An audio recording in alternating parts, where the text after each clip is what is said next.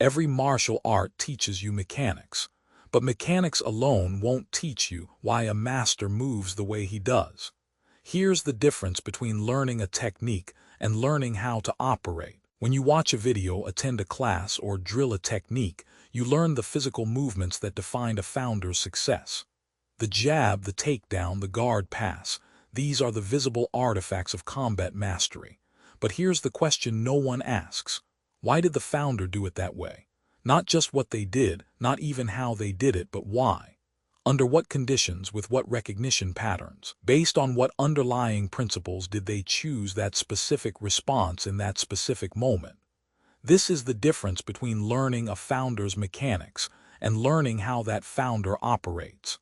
And it is the fundamental distinction that separates effective training from mimicry. Let's be precise about what modern combat martial arts, or MCM, provides through its curriculum. We teach the complete physical mechanics of unarmed combat. This includes basic skill development, or BSD, where you master positions, actions, and presentations across all 6 core fighting skills: guarding, striking, blocking, parrying, grappling, and throwing. Then comes intermediate skill development, or IST, where you apply those same mechanics under isolated, variable, and random conditions. This is the physical foundation. It is necessary, and by itself, it is incomplete, because mechanics alone cannot explain why a specific response works in a specific situation. That understanding requires something more. Consider any established martial art: Brazilian Jiu-Jitsu, boxing, Muay Thai, karate. Each was developed by a founder who possessed deep understanding of combat. That founder knew not just what to do, but when to do it, where to position themselves, why one response worked while another failed, and how to recognize the conditions that made success possible. But here's the tragedy of traditional transmission. What gets passed on is rarely more than a fraction of that original understanding. Students learn the mechanics, hundreds of techniques, but the mental operations that generated those mechanics remain locked inside the founder's mind. The mechanics survive. The operations die with the founder. The solution lies in a complete intellectual framework that explains not just what a master does, but how he operates. This framework consists of 6 elemental categories that form a complete language for understanding combat. Human elements, the combatants themselves. Biomechanical elements, how the body moves in space. Combative elements, the dynamics of engagement. Processing elements, how the mind works under combat conditions. Psychology elements, the internal landscape of the fighter. Environmental elements, the world where combat happens. This is not abstract theory. This is the operating system of a combat mind. Each category contains dozens of specific elements whose precise definitions, relationships, and interactions are fully mapped. When we say you learn to operate like a master, we mean something very specific.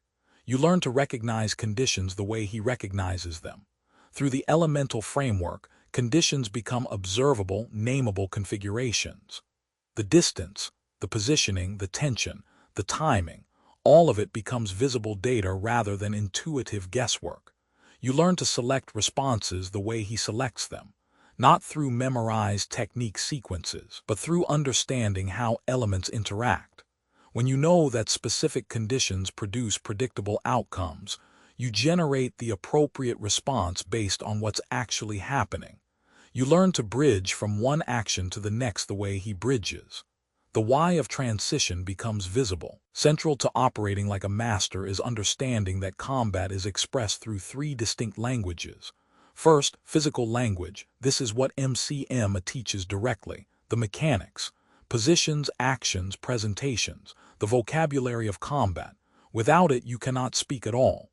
Second, verbal language. This is the elemental framework that allows you to name and discuss what you see.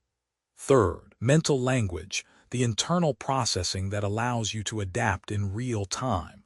Most training stops at the first language. You learn the words but not the grammar. To truly operate, you must learn all 3. The physical gives you the tools. The verbal gives you the understanding. The mental gives you the adaptability. Here's how this applies to your training. When you drill a technique, stop asking only what and how. Start asking why. Why does this position work at this distance? Why does this response fail when the opponent shifts their weight? What conditions must exist for this technique to succeed? Then test those conditions in partner drills. Create the specific distance, timing, and tension that make the technique viable.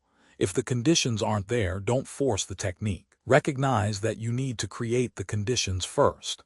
This shifts your training from mechanical repetition to operational understanding. You're no longer just doing the move. You're learning to see the fight the way a master sees it. The goal is not to replicate a fixed set of responses. The goal is to acquire the same adaptive capability that allowed the founder to respond effectively to conditions he had never encountered before. This requires three things. Master the physical mechanics until they become automatic. Learn the elemental framework that names what you see, and practice applying that framework under pressure. When you do, you stop being a student of techniques and become a student of combat itself. You learn to operate, and that is the difference between knowing a system and being able to use it. Stop asking what to do, start asking why. That's where real growth begins. Train with purpose.